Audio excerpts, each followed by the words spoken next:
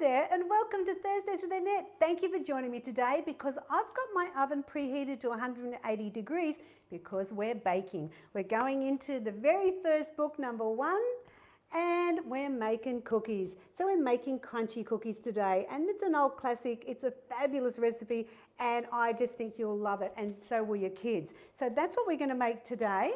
But before we get into that, let's talk about last week's show, which was the honey prawn stir fry. We had 3 winners, and that was Claudette Reynolds, Margaret Wilson, and Diane Berryman. They're all very happy to receive a personally signed copy, and I'll be giving away later in the show. So let's look at the ingredients we need for this crunchy cookie recipe. Now we need 90 grams or 6 tablespoons of Flora Light margarine. We need 1/3 cup of sugar, an egg white, 2 tablespoons of skim milk, as well as 2 tablespoons of desiccated coconut, 1/2 cup of sultanas. We've got 1 cup of self-raising flour and 2 cups of cornflakes and cooking spray. So let's get started. So I've put it in the bowl already just to save measuring it, and I really think that by putting it on the scales and weighing 90 grams, it's a lot easier than trying to do it with spoons. So hopefully you've got some little digital scales in the kitchen because it does make it easier, and I'll be using them later to make the cookies. All right, so what we're going to do first is we're going to beat the margarine and the sugar. So this is a pretty basic recipe, but who doesn't love a homemade cookie? So you just beat that for maybe 2 minutes. Just get that sugar mixed in. So thanks for joining me today. If you're just tuning in, I'm making crunchy cookies out of book 1. All right. Now we're going to put in an egg white. So I'll be brave and do it over the dish. I've done so many, I'm pretty good at doing it. And this is the ways you can save the fats on a lot of the recipes, and I'll talk about it as we go. So straight away, we've saved a lot by not using butter. We've got half the fat count. We're also going to put in now some skim milk, and of course that's much lower in fat. So let's beat that up.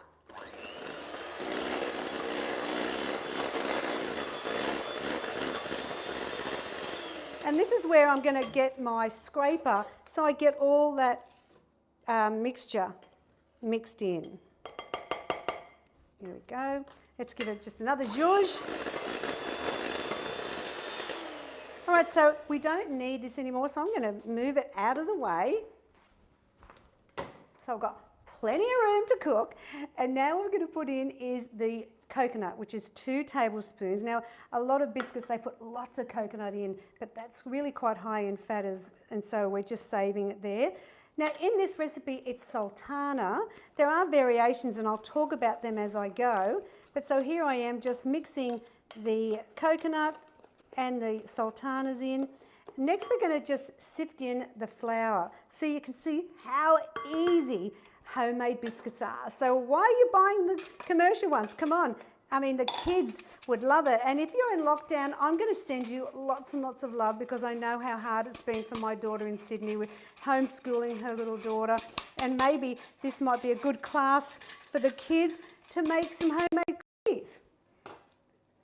And you can talk about weights and measures, so it is educational. All right, so let's mix in the self-raising flour. Now, just remember, I've preheated my oven to 180 degrees fan forced.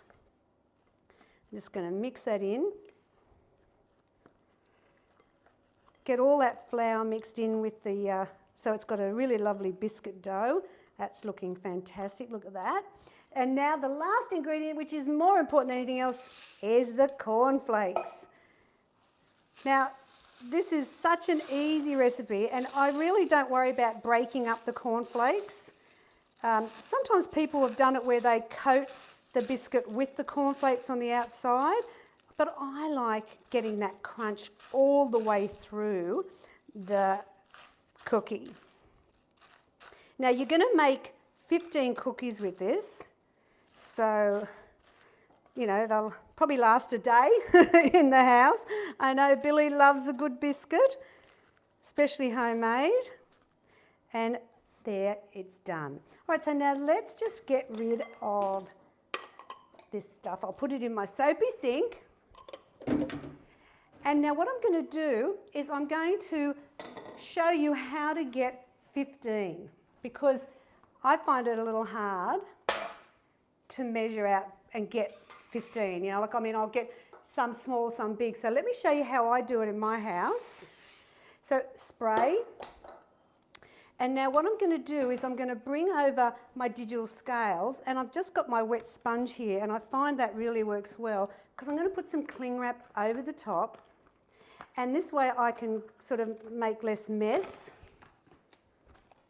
and the water, it sort of sticks on, so it works really good.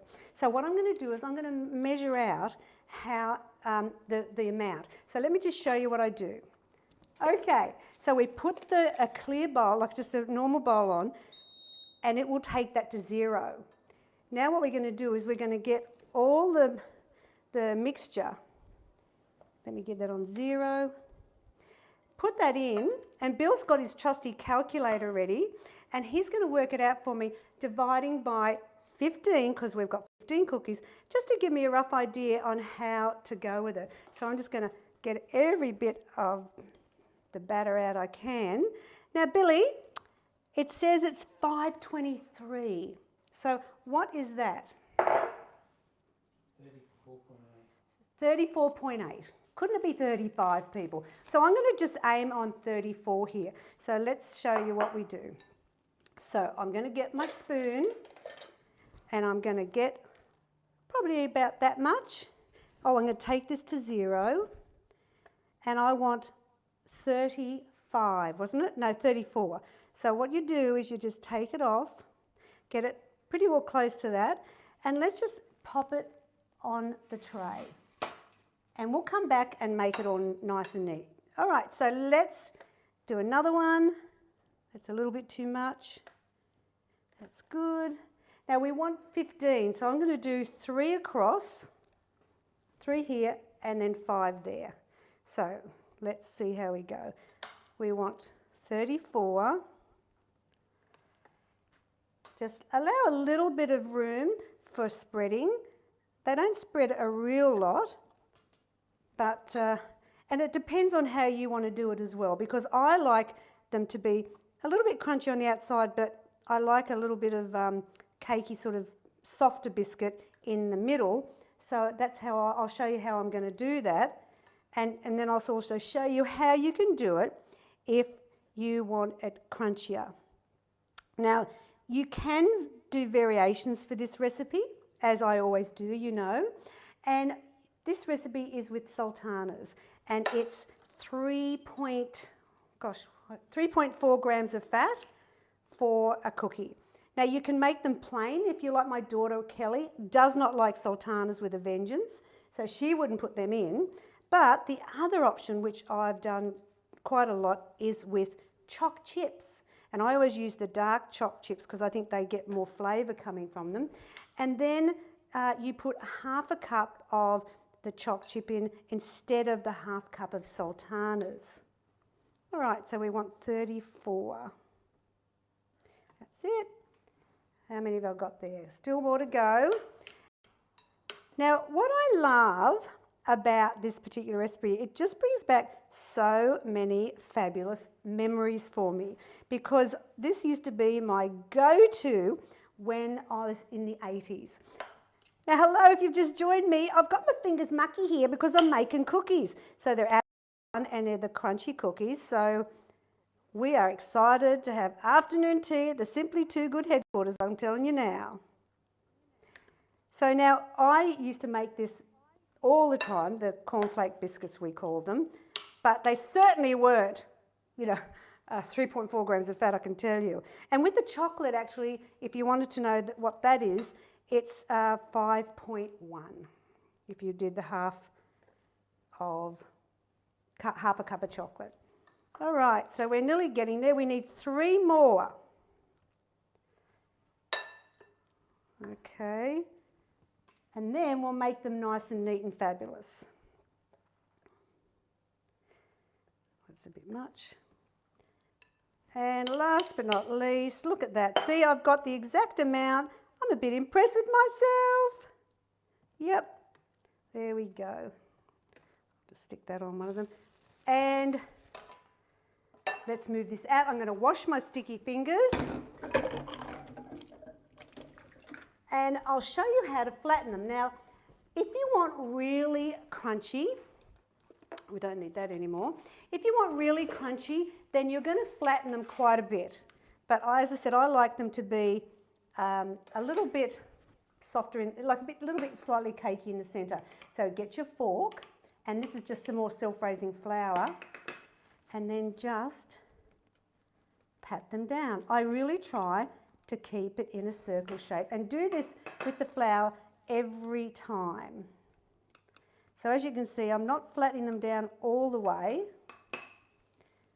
but if you, as I said, if you really want them to be really crunchy, then go further down with the patting down as I'm doing now and make them thinner. All right. And the one thing I love about making homemade biscuits is, one, I know what's in them because unfortunately a lot of commercial biscuits do palm oil, and that's really not good for our health, I've got to tell you right now. So I would avoid that at all costs. And I don't know, I think when you're making things like this, you're cooking with a bit of love as well, and I think who doesn't value that? Now we're going to cook these for about 20 minutes. And I've got my oven at 180 degrees. So preheating is really important when it comes to things like this. You don't want to put this recipe like cookies into a cold oven. You always, preheated means that the temperature has reached that 180 degrees. And most ovens will have a light on them, of course, telling you exactly when it's reached that temperature. You can freeze them too, but I've got to be honest with you, we never have, because our family just love them. All right, 3 to go.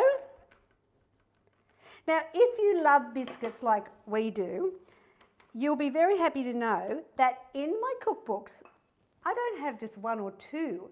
I have 19 biscuit recipes. I know. I love them. So you're really covered there. And you know, the difference of course is that they're much lower in fat and sugar. And so, and as I said before, made with love. Okay, in the oven. 20 minutes. There we go. Now, just to help you along, I made a batch ahead. So I just want to show you what they look like. There we go. Oh my gosh, how fabulous is that? So these are the crunchy cookies out of book 1, and I'm going to tell you, who knew weight loss could be so deliciously healthy? These are just so beautiful, so much better than the bought ones. So there you go. Now, on next week's show, I'm going to be doing a soup recipe because it's still cold, it's still winter, okay? So I'm going to go back into book 1 because I'm a bit about the retro ones at the moment, and I'm going to show you how to make my fabulously healthy, low-calorie minestrone soup. That's right. So join me then. But if you would like to win book 1, it's the favourite. Well, today it is anyway. All you have to do is like, share, and in the comments, you're going to do a hashtag simply too good. Write that in as it says, hashtag simply too wide. Don't forget that. And then I'll pick 3 fantastic people to win their own cookbook. Now, before I finish up, I just want to mention to you that next Thursday, which is a week's time, can you believe it? We're going to be in August, and I'm going to be sending a newsletter out with some very exciting news. We weren't able to fit it into the July one, so it's August for sure. So I want you to find out firsthand on Thursday morning when that's in your inbox. So if you haven't signed up to my newsletter, it's free, just comes out once a month. Go into simplytoogood.com.au and join. So there you go, crunchy cookies, boom, we're done for another week. Thanks for joining me, and I'll see you with my soup pot next Thursday. Bye now.